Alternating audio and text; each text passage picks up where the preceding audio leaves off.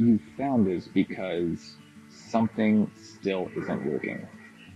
And the frustrating part is you've probably tried everything else. I know I had to go through Christianity, um, religion in general, you know, Eastern religion, Buddhism, Taoism, Zen, overall spirituality, some New Age, astrology, human design, gene keys. I did start to find my way into the body, somatic experiencing, breath work, um, trauma work, therapy, shadow work, men's work, and these were they're all wonderful. You can take them very very deep. You can establish very deep practices and grow and develop and learn through all those. But over all those years, there was a piece that I could never quite put my finger on. And I struggled with this for a long time. And I'm assuming if you're here, that's been the same for you, where most of these still work on the level of our mind, or our mind gets involved. You know, we got to fix a little something, improve a little something. And it's really another way for us to not see what's really going on. All right, so I found something that works, that goes deeper than all of those, and it works for me. And I just want to share a little bit about that and share that with you today. So, what we know now, a lot of this is coming out from the cutting edge trauma research. You may have heard at this stage, you know, The Body Keeps the Score, very, very, very popular book in the therapeutic, helper trauma space. And so the thesis is a lot of our identity and behavior and these patterns that we think we need to fix or improve are actually driven by one underlying unconscious mechanism. All right. And that's the key piece to all of this. There's two words that I want you to remember: unconscious and repression. All right. So, number one, unconscious, it's pretty straightforward. It's the things that we can't even see about ourselves, right? So it's not subconscious, because in the subconscious, you know, deep states of meditation, you know, shadow work, group work, you know, therapy. A lot of those are able to get to your subconscious. You know, those are things that we can come up and see about ourselves. We can see maybe some of our avoidance or anxious attachments. We can see some of our needs in relationship. But it's very difficult in those traditional modalities to get to the unconscious. And this goes all the way back to Freud.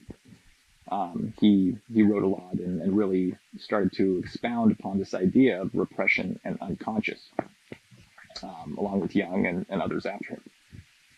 So what we see is that we have not had the right modalities, mechanisms, or tools to get into this unconscious that is stored in our body, okay?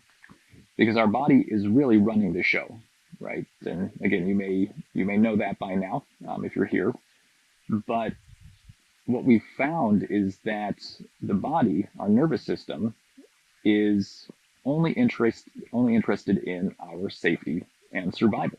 Okay, so all your unconscious, automatic nervous system controls and mechanisms are to keep you safe, to keep you alive, move you away from danger. And there is no asterisk to that. There's no getting around that. You know, so all of your thoughts are going to be prompted from your unconscious nervous system to keep you safe, whether that's, you know, run away from a lion. You know, if we go back to some evolutionary biology. That's kind of where we think a lot of this started. Your body just kicks in. You don't have to think, just go, right? Fight or flight, freeze, those kind of responses. Very automatic, just our body's built-in mechanisms, okay? And so there's a physical response. We physically think, freeze, flight, run, all those are reactionary, automatic, coming from our body, coming from our nervous system, get us out of danger as quick as you can. So the leap that we need to make, or just the dots that we need to connect, it's not just our physical body that has these types of conditioning and reactions.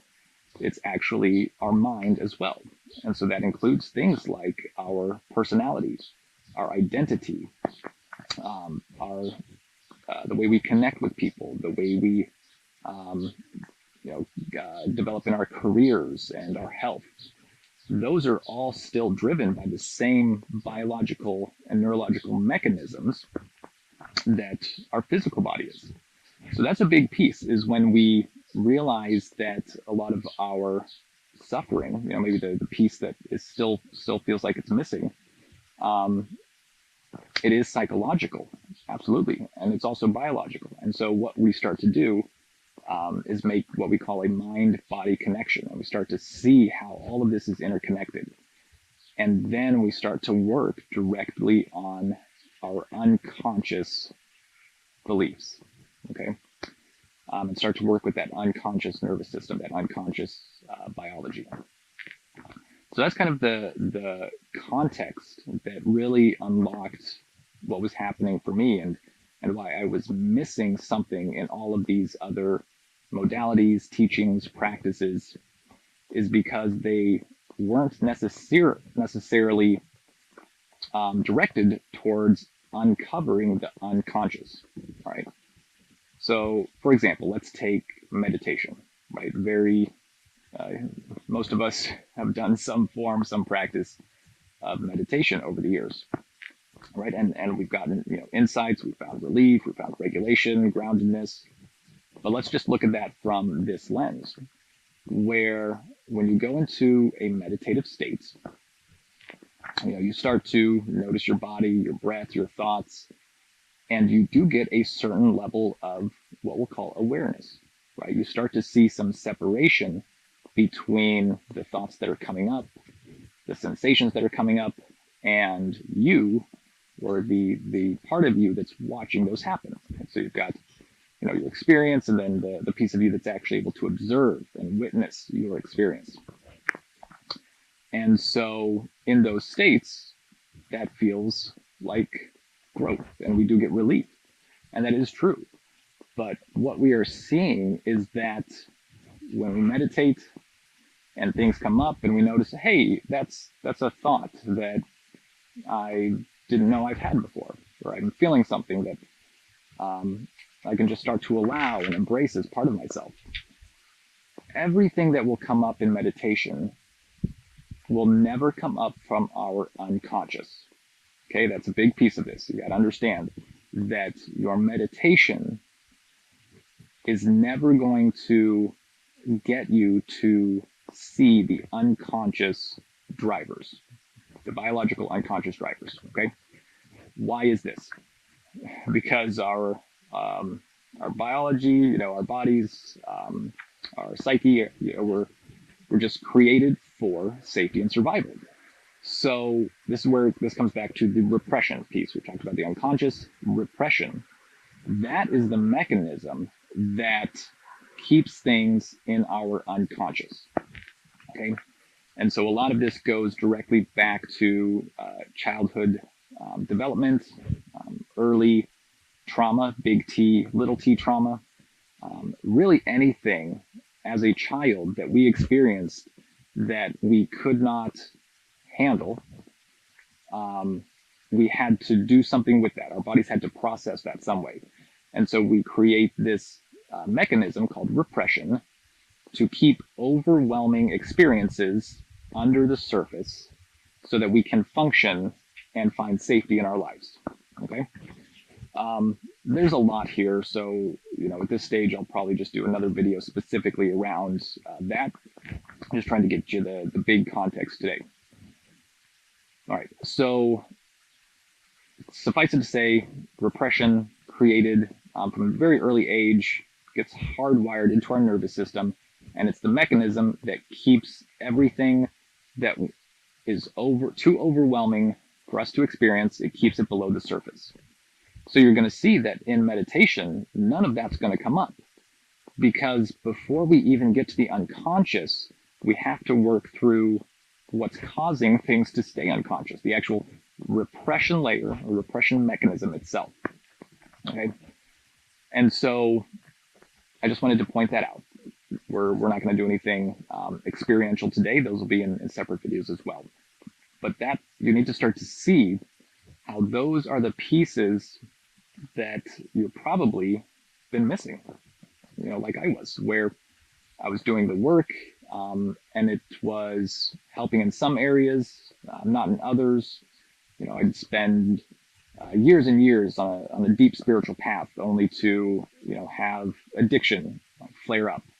I do shadow work, only to have my relationship only to show up with more friction.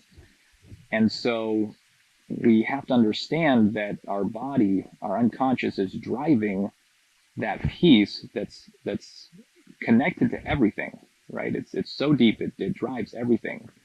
And as we bring tools, attention, and awareness to that, it becomes like any other piece of our practice where we can integrate it, we can love that part of ourselves, we can heal it, express it, and we start to, you know, move through some of those really difficult things that happen to us growing up.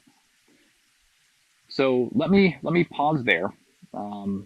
There's a lot here to unpack and uncover, but I just wanted to offer some insights, kind of tease the conversation a little bit that we'll be having going forward around these concepts: repression, unconscious, and really building the tools, building the modality to get into the body, to see these things for yourself, right? See the impact that they make in your health, your career, your work, your creativity, your life, your purpose. And, you know, once you can start to work at that level, that layer within yourself, that's when things really unlock. And so with that, I'll wrap it up here, and we'll talk soon. Take care.